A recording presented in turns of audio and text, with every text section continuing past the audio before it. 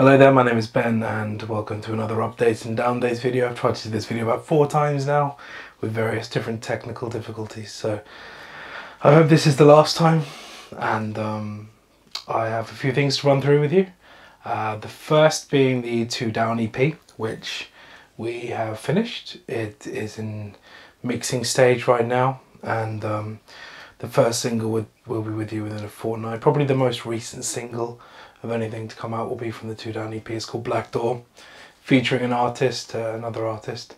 We're really proud of the whole EP. It's something really different for us. There's no heavy guitars as such. It's all kind of it was all far more considered, like from a production approach, yet while still maintaining some sort of minimalism as well.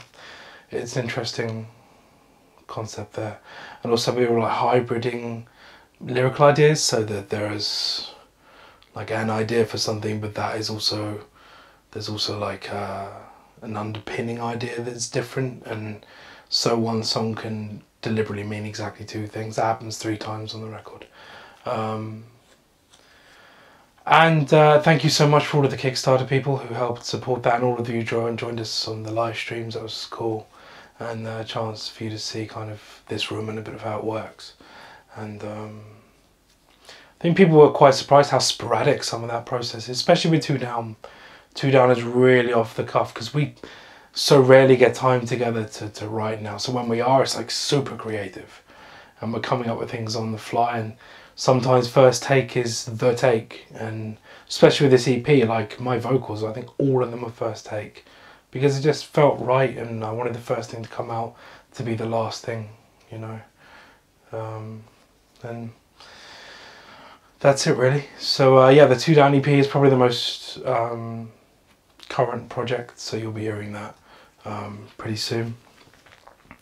Tomorrow marks an anniversary. Can't remember the year, you'd have to tell me how many years it is since Quiet One came out, but it's an anniversary for Quiet One. So Hurt, we're bringing a lot of merchandise in, and I hate the word merchandise because it means something very specific to me that I don't like, especially her. But we're doing it in a kind of different way now. We were doing it in a weird way before, but now we're introducing a new kind of generation of merchandise. And there's caps, a lot of embroidered garments, and the official Hurt records are there. I can't get one for you because they're holding up a light, but they're like the Hurt records. There's fucking thousands of them. Street Team hoodies with the embroidered logo, they're going to be available to the wider public now. But every year what we're going to do is do half the year where it's just the street teams allowed it, then the rest of the year, you know, the wider kind of audience can grab one. They're really comfortable, awful in this heat, obviously. Yeah, caps, ball cap, what are they called, you know, beanies and all sorts of shit. Track suits, which I never thought was a thing until a friend of mine, Atom, showed me his like range of tracksuits. I was like, it's pretty sick actually. And other smaller things like stickers, labels, and badges. So tomorrow and tomorrow only, you can get a version of Quiet One that will come with the official Hurt Records badges. They are they have like adhesive on the back already. They can peel and stick and then embroider. But they're quite good, and I can't remember the sizes. I want to say 7 and 5 centimeters square, something like that. So but they're the Hurt Records badges that you'll be able to get only tomorrow with the Quiet One package. So it's Quiet One CD, and then those are technically free just tomorrow, and then these will be out later in the year for you to actually get your hands on if you don't want to copy a Quiet One. Moving on, we'll talk about Z. Now, for those of you who aren't in the street team, and those of you who are in the street team have been very sad because they know what's happened to Z.3 and you don't know what's happened yet. I'm not going to talk about what's happened here either because I don't want to put a downer on it, but this is immediately going to put a downer on it. Just assume that Z.3 is cancelled, because for now that would be the most helpful for you emotionally. Just assume it's cancelled. The street team, not just the street team, but a select few people will be coming to London in the next month or so to hear Z.3, and then they'll be the only humans to hear Z.3 until I might change my mind and release it, I don't know. But in that meantime, we've moved on to Z.4, which is very, very different. But it's already becoming an instant fave. It's kind of that thing that the most recent thing you work on is your most favourite thing, but I get that a lot with Z.4 now, feeling it so hard. And I did with Z.3, but it's something new for me. Z.4 is really new for me as a kind of writer, to pin myself into a really specific set of keys and melodies is quite fun. If that's the nerdiest type of fun that someone can have. But yeah, it's good, and I think I'm no more than that, 9 or 10 songs deep. Need 5 or 6 more to make it a proper full length. These are quite long albums as such, so I want it to be a decent length. And then the idea with Z.4 is it'll be by end of year now, because we had a slight delay at the beginning of the year. Something I want to talk about, really, not briefly, because I feel like there should be another video. And in fact, there was another video at the time that I made. I just couldn't really upload it because it was a bit hard to watch. I got quite emotional in it. Was I lost a listener this year. That's the only time I mean, it's probably happened before, but it was different this year, and it really hurt. Like, he wrote me a letter and sent it to the offices, the old offices, and I read it, and it was, I lost him as in he died. So, or he took his own life, and I went to see his parents, and it was really horrible, all of it, and I blamed myself for it for ages. I really did. Like the note was saying how much he enjoyed the music and stuff, but it felt like it was a little bit. I just felt like I could have done something if I'd have known. And it's one of those moments where I didn't know anything, and when that happened, everything stopped.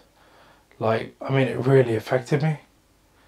And you know, meeting his parents and like seeing his room and seeing his portraits poster, and he had like a self-made Two Lost Boys poster, and like we had all my CDs and stuff. It was just very moving, and I don't know, there was a whole other video at the time about it, but it was about 15 minutes long, and it was it was horrible. And I just thought I wanted to mention it though, because I want you to feel, as listeners, and especially like with the street team that's there now, like the street team's become such a unit. Not as in it's molid, but as in like it kind of is. Like, it's kind of unstoppable. It's amazing. And I just feel like if you ever needed something, any of those people in there will be able to help you, or I can, maybe, if you want the opinions of a lunatic, then I can help. I hope I can. And just reach out to us, or come into the street team and talk to us all. If you want to join the street team, whatever, just, there's a whole family of people here who are all interested in the same shit games, same shit music. And I feel like it's a chance just to have a chat with some people. And I feel like the street team has helped some people in some way, maybe. And maybe it can help you if you ever feel upset or down. Trust me when I say that they are an incredible bunch of people who would do anything for anyone. I genuinely think that. They are quite selfless. And I think that if you haven't had a problem, come and have a chat. So I just want to say that once, just in case. Anyway, sorry.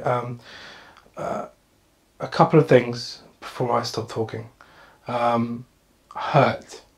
Now, this is quite important, because there's something when I started Hurt I thought of, and then it's only this year that this has changed.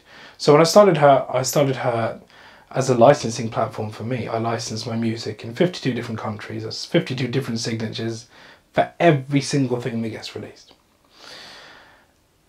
It's great for that, and that's the reason why I started. It wasn't meant to be like a proper record. Well, I did it for me to begin with as a platform. I had a huge legal issue with Spotify. That lovingly got changed, and now I'm back on Spotify and love those guys. But I had we had some issues, and so I started her and had less issues, a lot less issues, no issues, and but we're at a point now where I want to add new artists, and it's something I wanted to do when her started, but didn't really know who or how.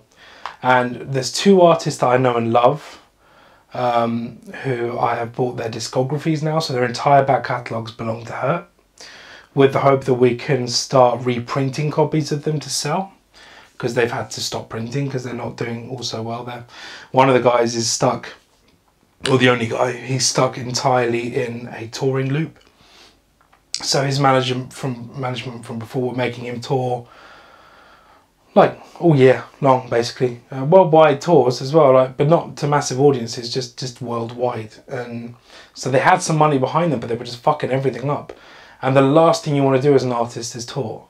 I know that sounds weird for new artists who want to go out there and tour, and there are loners who want to go out there and tour, and they think it's cool and stuff. That's great, but serious people hate it.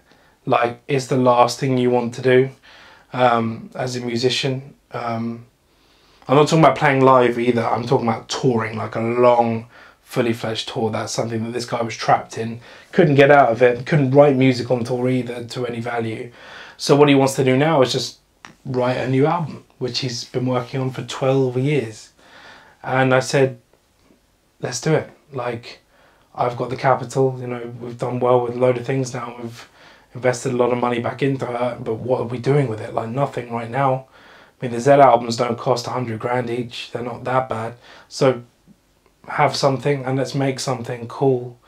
And we can bring in his audiences. There's a girl I worked with a few years ago. I'm bringing her in now. It's only just been finalised.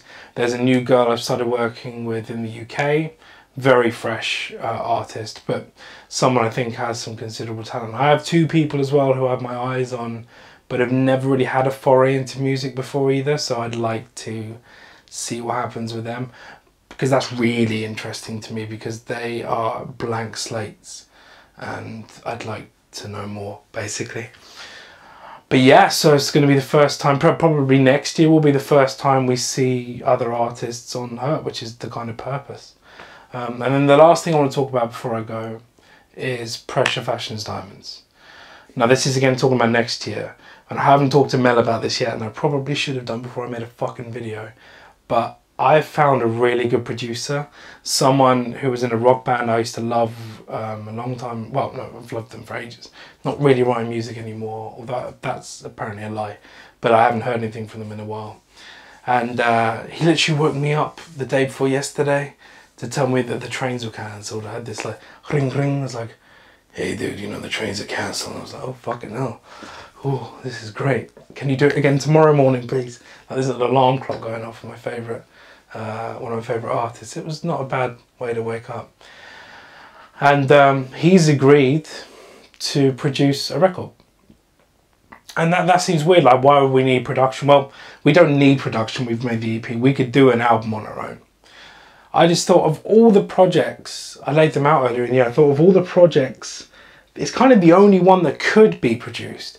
Quiet One, no one can touch it, apart from me. No one can tell me what to do. That's so personal, that stuff, I can't do it. The Z stuff, no. I don't think anyone would understand it, even if they wanted to. Not musically, but the premise of it without knowing the book and asking a producer to read the book first, no. It's not going to happen, and it's kind of my thing as well. 2 Down, we're both too stubborn to work with. The Portraits is so autistic, like that's a bad word, but like, for this, but like it's so measured, everything about it, that I don't think mathematically we could fit a producer in there to help with that. There's another project of mine, fuck no, I'm not getting anyone else involved in that because of potential legal issues. And then, so Pressure is the only thing I think could have an external influence and do well from it and not result in utter fucking chaos. So that's kind of the idea. And I'll run it by Mel, probably, and John and Andrew, and kind of see where we're at and see if that makes sense maybe for next year to do a pressure record, because I'd love to do that. And I feel like that not the EP, like the singles EP was the beginning of something, and I'd like to know what it sounds like in the end. And not to use those songs again, but just that vibe of record, it's not bad. So yeah, I think that's it for now, guys. That's about all I can talk about anyway. So I appreciate all of your support with her. Thank you so much, all of you. And I hope you enjoy the releases that are left this year. I'm sorry about Z3, and I'm not sorry about Z3. But there's so much to come. Because there's something that I've been working on for over a year that hasn't ever been talked about as well. And I'm not quite finished, but that's going to be fun. And I've been producing for other people, writing for other people. You'll see, oh, it won't be my name, but you'll see, well, no, she doesn't matter, doesn't it? But yeah, there's a lot going on, and I can't wait to share it with you. And it's a good time to be a Hurt. So thank you so much for watching. I hope you're doing marvellously well. Isn't that what someone else says that? Whoops. Is that copyrighted? Oh no. I hope you're doing fantastically well. And I will see you next time. Cheers, bye.